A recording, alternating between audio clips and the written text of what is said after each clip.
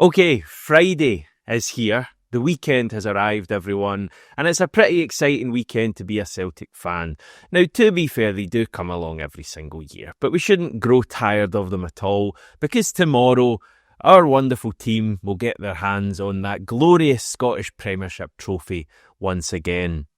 And it's happening after a football match. St Mirren were playing, I think.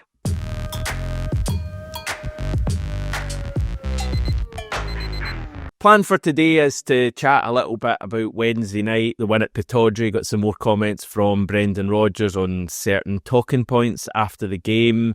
We've got some comments from you, and also going to look ahead to tomorrow, both at Celtic Park and in the city, because there's been a bit said about that as well.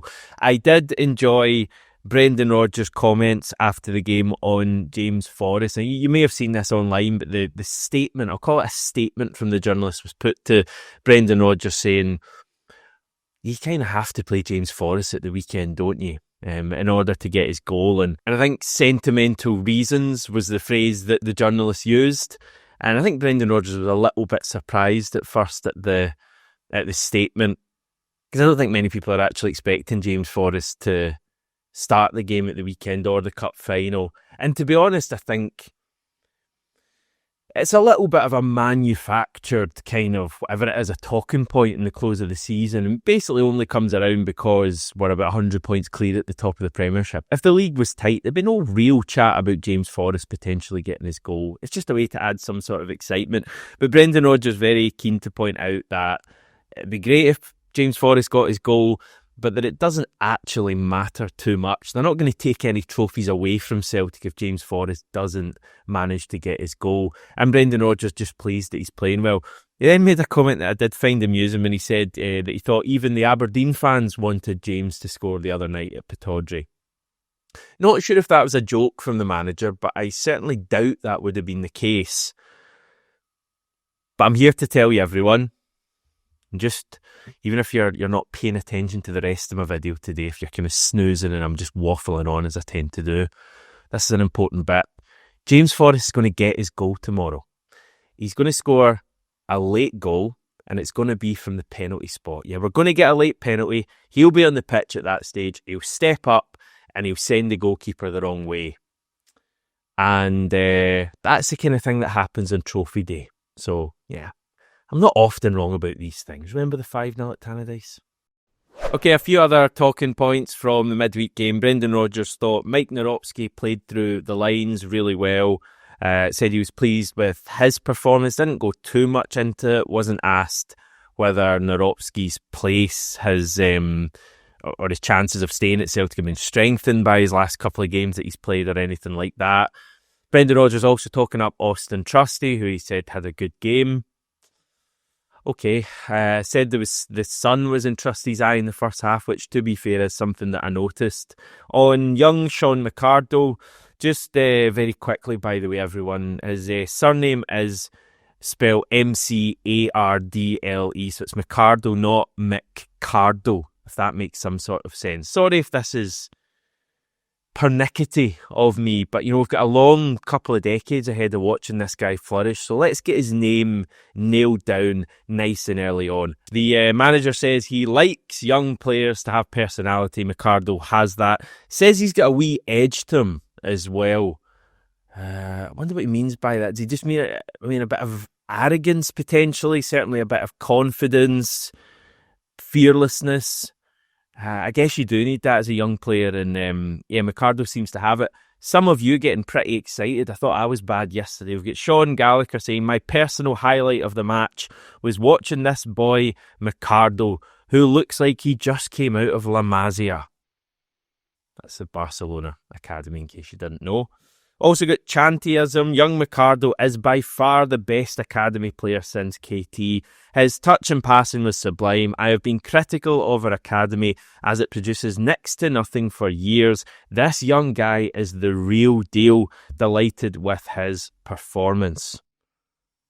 And as much as I'd like to tell both of you to calm down, he's only played 20 minutes for us, I do get the hype. Like, there's something about the way he played at Pittodrie the other night as a 17-year-old that really excited me. And I think it's the fact that like a real ball player coming through the academy. We've not had too many of them, kind of playmaker type players. I guess Cal McGregor was a bit like that when he first came through, but in recent years the players coming through tend to have been defenders, is that right? Like Stephen Welsh, Anthony Ralston, Kieran Tierney.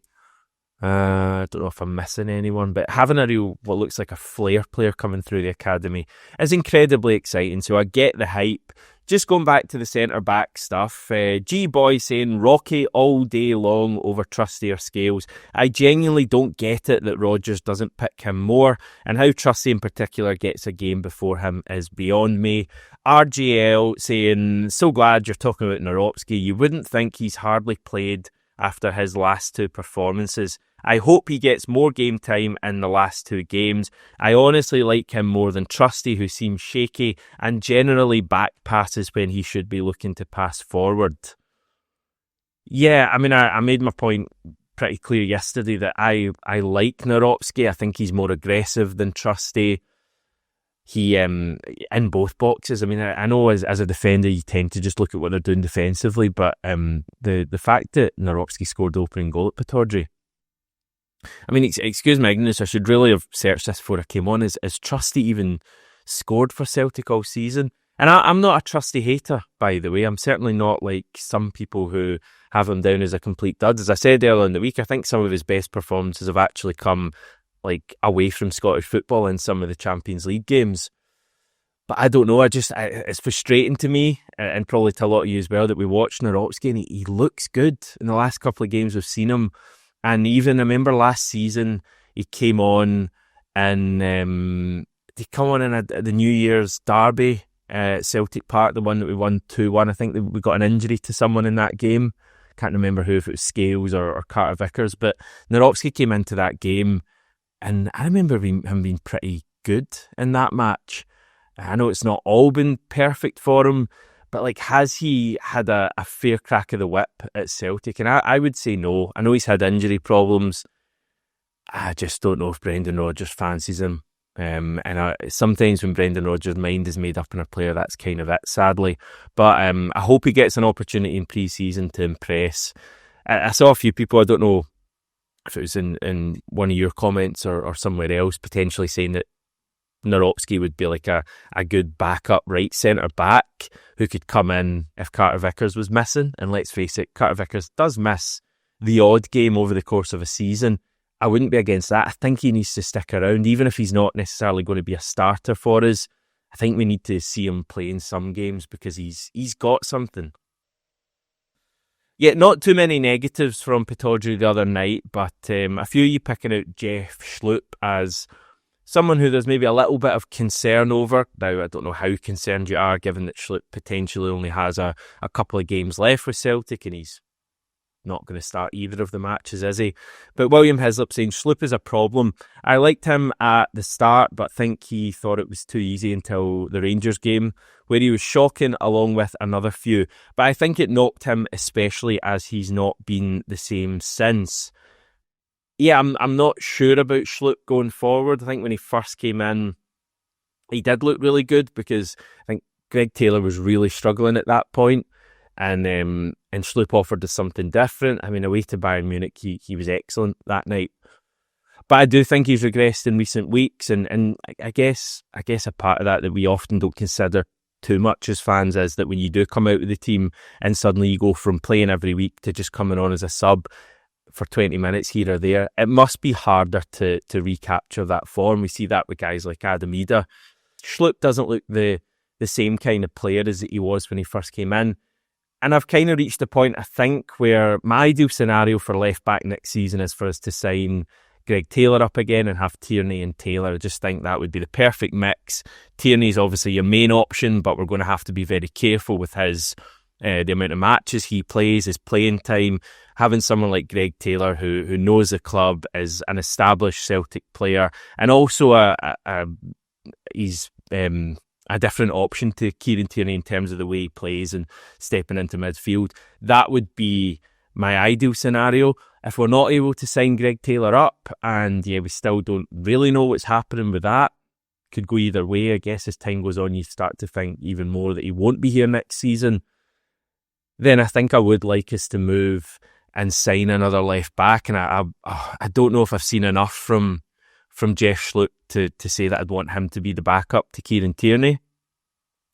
I wouldn't be like totally dismayed if we end up with Tierney and Schlupp as our left backs, but I just think everything considered, like the wages he would likely be on, and the way he's played, recently, I think I'd be looking elsewhere. I was thinking someone like Alex Vai, obviously not Vai specifically. I think he's doing quite well in Italy now. But I think someone like Alex Vai, a young signing to go alongside Tierney, might work next season, because a backup player is going to have more opportunities to play, I think, with Tierney than he would have this season with Greg Taylor, because as I said earlier, we're going to have to manage Tierney's game time. So something like that would be my ideal plan if we can't get Taylor. Not so sure on Schlupp anymore. By the way, very little information on Reo Hatate's injury. The manager said that he doesn't want to speculate. We'll know over the next couple of days. I guess that's something we'll find out later today from his press conference. Don't expect to see Hatate play against St Mirren. Potentially, or hopefully back for the cup final. If he's not, I guess it's an opportunity for Paulo Bernardo, probably, potentially Luke McCowan to come in and shine at Hampden. So we move on to tomorrow, and it is St Mirren that we play at Celtic Park in our final match of what has been a immensely straightforward league season. It's going to be a cracker at the stadium, absolutely packed. And we've got a game of football. After that, Callum McGregor will be presented with the Premiership trophy again. We'll sing club classics, that like Celtic Football Club classics, like Daft Punk's One More Time and Mental as Anything's Live It Up. We'll enjoy that. We always enjoy that. And then I guess thousands of Celtic fans will descend on the Merchant City / Trongate area of Glasgow again for the annual title party, post-season piss-up. Sorry for being a little coarse there, but that's the reality of what we're looking at here. There's obviously been a fair bit of trouble, I think it's fair to say, at these events in recent years, which I guess is probably natural when you get thousands of people drinking a lot of alcohol in a small space. I mean, there's a lot made of it, but I mean, there's arrests at music gigs in Glasgow all year and not as much made of that. But I guess when it's football fans, it's a real issue. But anyway, Glasgow City Council have released a statement yesterday, I think, asking Celtic fans not to descend on the Merchant City / Trongate tomorrow afternoon. In a short statement online, they say, "We want supporters of every team in Glasgow to be able to celebrate their successes." Imagine another team in Glasgow had success. That's a cracker. But we ask fans, including those visiting the city, to please avoid disruptive mass gatherings at Merchant City, Trongate and other public places. These events and others like them have consistently led to disorder, causing significant disruption for the local community and businesses. Damage to buildings and infrastructure robs the public purse of thousands of pounds that would otherwise be spent on the essential services we all rely on. Enjoy Trophy Day, but respect the city and your neighbours. Do not attend unsafe and disruptive gatherings in public places like Merchant City, Trongate. This plea is likely to fall on deaf ears. I do think there's a fair amount of people who have grown a bit tired of this celebration and will probably go to the pub or home instead, which is absolutely fine, as the view that a lot of people have that, we should go and celebrate and they'll go and enjoy themselves. So I've seen a lot of division online and it's just a bit tiresome. Simple to me. If you want to go, enjoy yourself, behave responsibly, obviously. If you don't want to go, don't go. Celebrate at home. Like, we're all Celtic fans.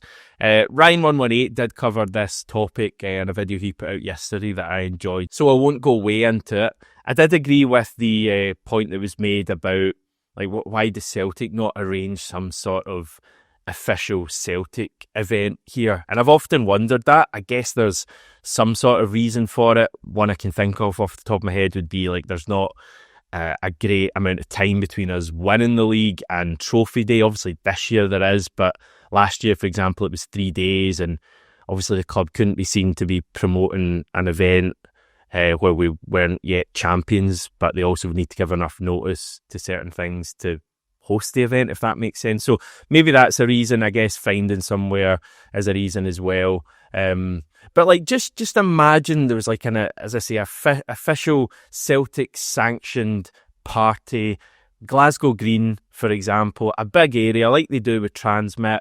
You've got a big stage there. You've got someone, probably Liam McGrandles, maybe a few other people belting out tunes all day long. The sun's shining. You've got beer on tap. It's more like regulated, more controlled than just everyone turning up with whatever they could hold. And you get food there as well. Maybe you get a wee barbecue on the go, food stands, all of that kind of stuff. The club could even do a few pop-up stores and sell their merch to drunken fans, take advantage of them.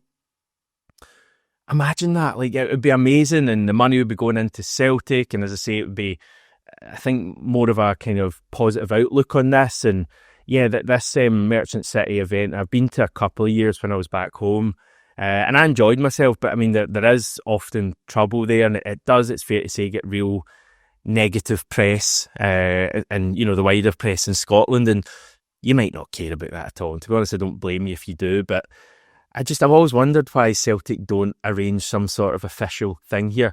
Maybe they've tried and maybe it's not possible. But that seems like a more viable option than literally having the council now telling people not to turn up to an event. Anyway, that's just my thoughts. We do have a game tomorrow. Predicted 11-wise, we'll obviously hear from the manager later on today, but let's just assume that Real Hatate, Daizen Maeda and Cameron Carter-Vickers all don't make this game. I'm going with Kasper Schmeichel between the sticks. Back four of Alistair Johnston, Austin Trusty, Liam Scales and Greg Taylor. Midfield, Cal McGregor, Paulo Bernardo, Arne Engels. Nicholas Kuhn on the right, Hyunjun Yang on the left, and Adam Ida up top. I am expecting goals tomorrow, everyone. Expecting lots of them. I think Celtic are wired in at the moment, if that's even a phrase. And yeah, just often with Trophy Day, we do turn on the style a fair bit. So I'm looking forward to it, and hopefully we can finish the league season on a real high. And of course, I guess more importantly, set us up for the really big game next Saturday against Aberdeen. Enjoy yourself if you're watching around the world. Enjoy yourself if you're at Celtic Park. Enjoy yourself if you're going to the Merchant City. But behave yourself. Especially you. I saw you last year. I'll be partying with the good folks of the Melbourne number 1 Celtic Supporters Club tomorrow. We'll even have a video from there post-match. Scott will join me in the pub. So that should be a fun one. Have a good weekend, everyone.